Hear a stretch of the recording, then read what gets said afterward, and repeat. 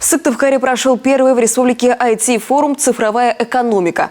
В рамках дискуссионного клуба эксперты обсудили вопросы цифровой трансформации региона, а также меры поддержки отрасли. Параллельно работала и выставка местных разработок. Какие технологии и решения в ответ западным санкциям может предложить наш регион, расскажет Ксения Лосева. IT-решения для ремонта и строительного бизнеса, автоматизированный полив в теплицах и даже георазведка территорий с помощью дронов. Все это местные разработки. На выставку IT-компании привезли свои лучшие проекты. Многие из них уже успешно используются на практике не только в регионе, но и за его пределами. Сегодня мы представляем в качестве основного продукта нашу платформу генерационную «Атлас», которая как раз предназначена для формирования, обработки, визуализации, представления данных.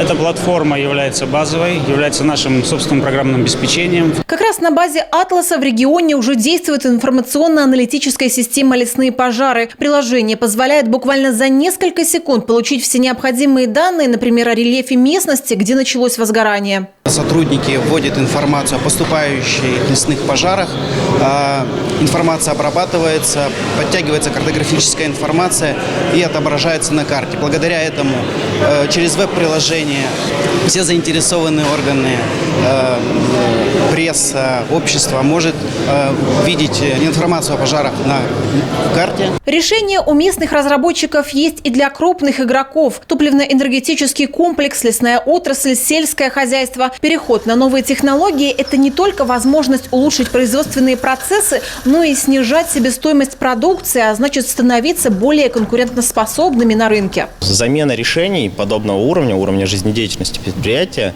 напрямую зависит, конечно, от готовности самого предприятия. И если оно, скажем так, с IT было раньше на «вы», то внедрение систем может затягиваться до года-полутора лет. Если ребята подходили изначально качественно и систематизировали бизнес, все описывали, документировали, то такой переход на сам программный продукт много времени не займет.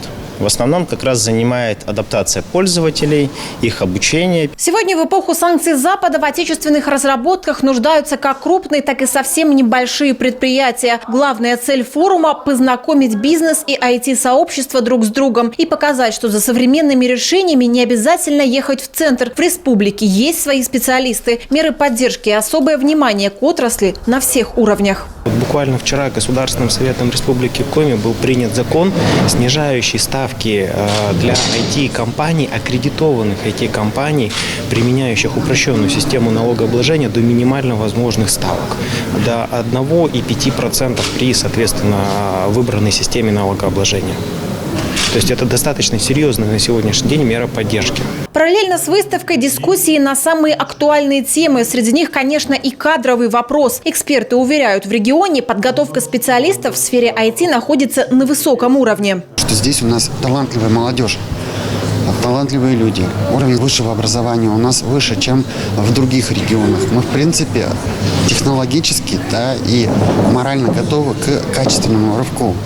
Для того, чтобы его сделать, нам нужен один простой шаг – договориться и двигаться все вместе, двигаться сообща.